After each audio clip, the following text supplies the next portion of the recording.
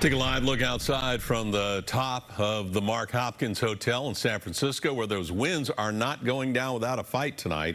The gusts got so strong they forced a safety closure at Stern Grove in San Francisco. And in Pleasanton, a tree toppled onto this car on Railroad Avenue. No one was hurt. But Paul, relief from the wind could be just a sunset away?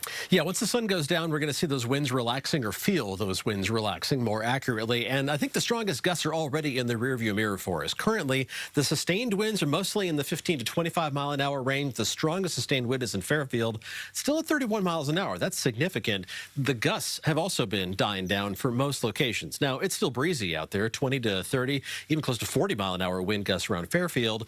But the strongest gusts in that 50 to 55 mile an hour range likely behind us. Still, the wind advisory continues until the top of the hour at 8 o'clock for the brown shaded areas. Those strongest gusts got up to 55 miles an hour earlier. We'll take a look at the gusts that we recorded already. Take a look at how the wind is going to behave tonight and tomorrow.